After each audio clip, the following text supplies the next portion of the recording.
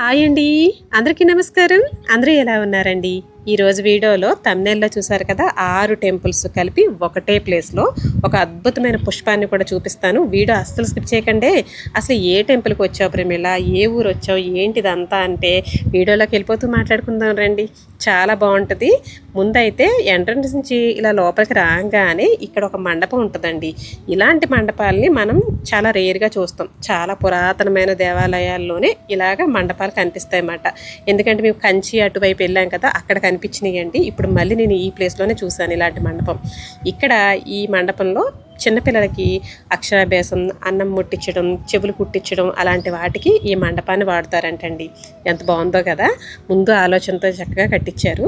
ఇక్కడ వచ్చేసరికి ఇవన్నీ కూడా ప్రమిదలండి. కార్తీక మాసం నవరాత్రుల్లో దీపాలు పెడతారు కదా దేవాలయాల్లో, అలాగా చక్కగా వాటికి ఉపయోగించుకోవడం కోసం ఆ టైంకి అవి క్లీన్ చేసేస్తారనుకోండి. ఇంక ఇలా ముందుకు రాగానే ఇక్కడ వచ్చేసరికి నవగ్రహాలు, ఇక్కడ నవగ్రహాలు ఉంటాయండి. నెక్స్ట్ ఇక్కడి నుంచి ఇలా ముందుకు వెళ్ళగానే చూపిస్తానండి. మనకి సాంప్రదాయంలో నాగుల పంచమికి, నాగుల చవితికి పుట్టలో పాలేసే సాంప్రదాయం ఉంది కదా.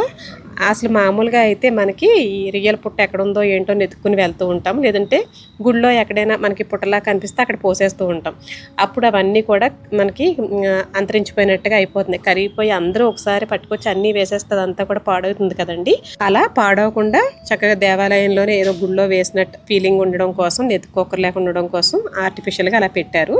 ఇదంతా కూడాను స్వాములు దీక్ష తీసుకొని, అయ్యప్ప స్వాములు కానీ, భవానీ మాలలు తీసుకున్న వాళ్ళు కానీ వాళ్ళందరూ కూడా వండుకొని తిని మనకి ఇక్కడ గుళ్ళోనే దీక్ష చేస్తూ ఉంటారంటారు కదా, అలా ఉండడానికి ఆ ప్లేసు అప్పట్లోనే కట్టించారు చూడండి.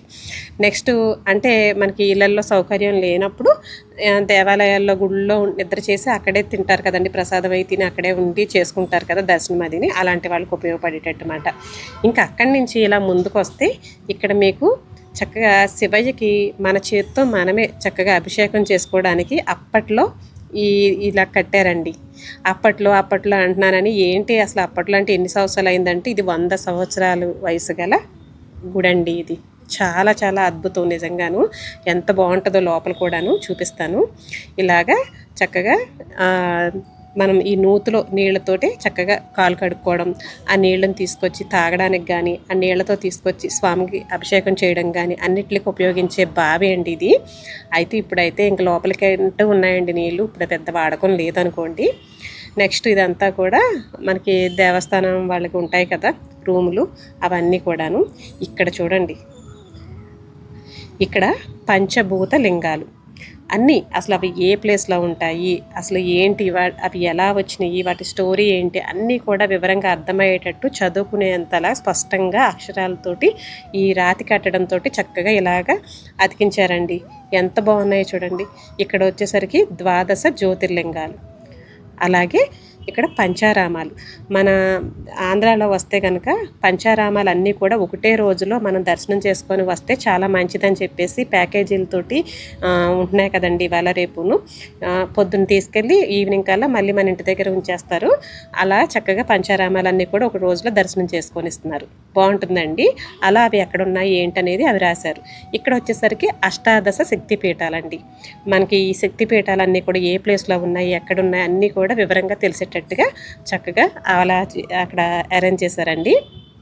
నెక్స్ట్ మీకు 6 గోపురాలు అన్నాను కదా, ఇగోండి 6 గోపురాలు కూడా ఇలాగ వరుసెట్టు ఉంటాయన్నమాట.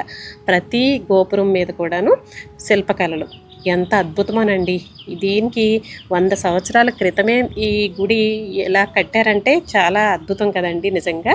అప్పట్లో ఇంత పెద్ద పెద్ద ఆవరణలు అన్నీ కూడా ఇప్పుడైతే చాలా తక్కువ అండి, చిన్న చిన్న ప్లేస్లోనే ఉంటున్నాయి. ఇదిగోండి ఇక్కడి నుంచి చూస్తే కూడా మీకు పూర్తిగా కనిపిస్తాయి. నేను 6 కవర్ చేయలేకపోయానండి. అన్నీ కూడా ఆ గోపురాల మీద శిల్పకళలు కూడా చాలా బాగుంటాయి. ఇంత పెద్ద ప్రాంగణాలు అప్పట్లో మాత్రమే ఉండేవండి. అయితే ఇది ఎక్కడుందంటే మన పశ్చిమ గోదావరి జిల్లా భీమవరం నుంచి లోపలికి వస్తే వీరవస్త్రం అనే గ్రామం అండి. అయితే అక్కడ ఈ టెంపుల్ అయితే ఉంటుంది. అప్పట్లో మనకి దేవాలయానికి సంబంధించి కొంచెం స్థలాన్ని చెట్ల కోసం కూడా వదిలేవారండి. అప్పట్లో కొన్ని చెట్లు వేసి ఉంచారేమో, అందులో ఈ మారేడు చెట్టు చూడండి అసలు ఎంత హైట్ అయిపోయిందో. ఈ చెట్టు వయసే చెప్తుంది దీనికి ఎంత వయసు ఉంటుంది అసలు ఎప్పటిది అని అనేది. ఎందుకంటే అంత పెద్ద చెట్టు, తర్వాత దానికి కాయలు అయితే పెద్ద పెద్ద కాయలండి, మారేడు కాయలు. ఇంకొకటి కూడా చూపిస్తానండి మీకు తర్వాత. నెక్స్ట్ ఇక్కడ ఇదిగోండి మేమైతే ఇలా చూసుకుంటూ వెళ్ళిపోతుంటే ఇక్కడ మా వారు, మా సుష్మా, మా అక్కగారు అమ్మాయి అండి, ఇంకా వీళ్ళిద్దరూ కలిసి చాలాసేపు ఇంకా మనకి జ్యోతిర్లింగాలు, తర్వాత పంచారామాలు, శక్తిపీఠాలు ఇవన్నీ ఉన్నాయి కదా, ఎక్కడెక్కడ ఉన్నాయి ఏంటి, వాటి విశిష్టత ఏంటి, ఇవన్నీ కూడా చదువుకుంటూ చాలాసేపు అక్కడే ఉండిపోయారండి ఇద్దరును. అయితే నేను గోపురాలు మొత్తం అన్నీ కవర్ చేద్దాం అనుకున్నాను కానీ అవ్వలేదండి. ఎర్లీ మార్నింగే ఇంకా సూర్యభగవానుడు వస్తున్నాడు, చక్కగా మాకు దర్శనం కూడా అయిపోయింది. ఇంకా చక్కగా ఎంత బాగుందో చూడండి పైన ప్లెజెంట్గానే, అసలు చుట్టూ కూడా బాగుందండి. చక్కగా కోయిళ్ళు, చక్కగా చిలకలు అన్నీ కూడా చక్కగా వాయిస్ బాగుంది. కానీ కొంచెం డిస్టర్బెన్స్ ఉందని చెప్పేసి మ్యూట్ చేశాను. ఇదిగోండి ఇంకా ఆ చెట్లు ఉన్న ప్లేస్కి అయితే వచ్చాము. ఇక్కడ చూడండి ఇది నాగమల్లి చెట్టు అంటండి. నేను ఒక అద్భుతమైన పుష్పాన్నానే, ఇదిగోండి ఇదే. అసలు ఈ నాగమల్లి చెట్టు ప్రత్యేకతే వేరండి. ఆ పువ్వు కాండించి ఆ పువ్వు కాసే కాండం కూడా చూసారా, ఇవి చెట్టు వేర్లు అనుకునేరు, వేర్లు కాదండి, ఆ చెట్టు కాండానికి ఇలాగా వేరులాగా వచ్చేసినాయి అన్నమాట.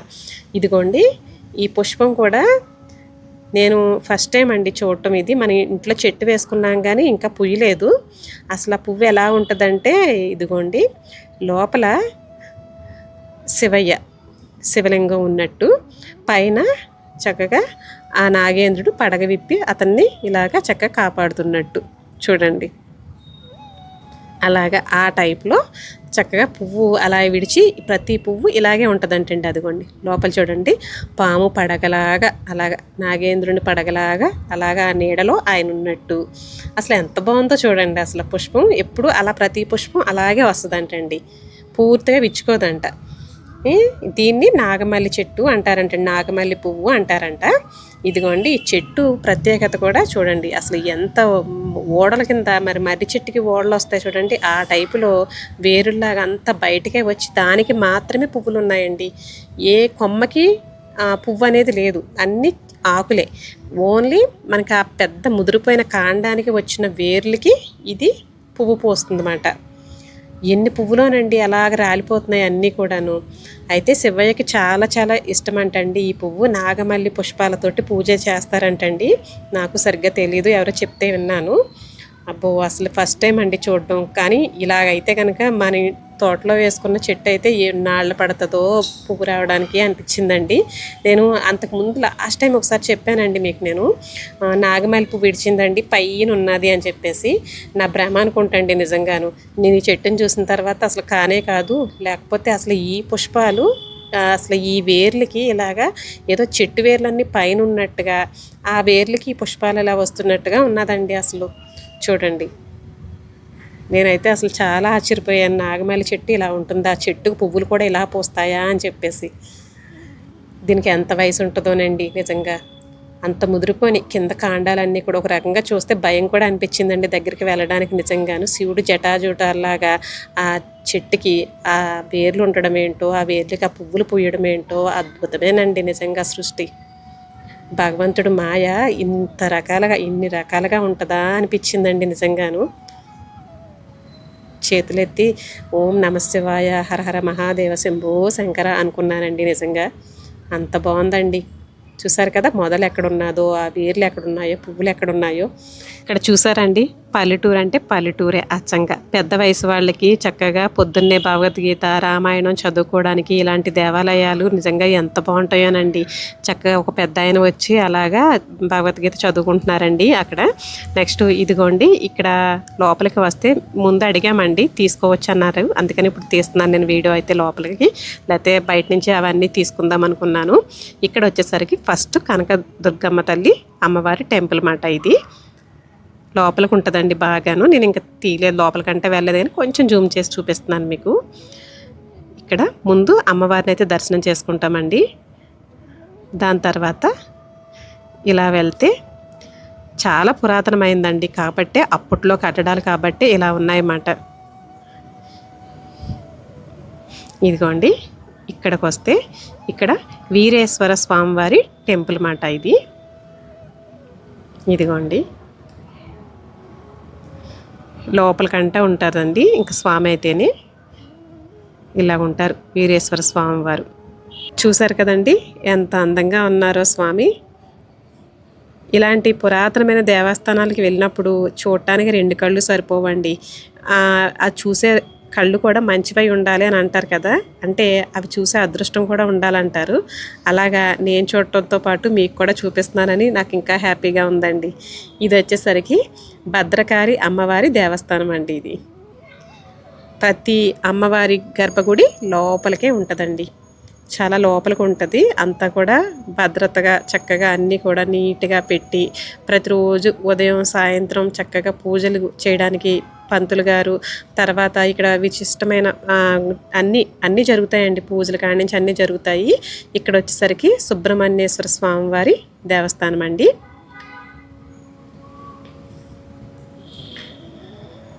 చూడండి. ఇంకా ఇక్కడ వచ్చేసరికి శివయ్య.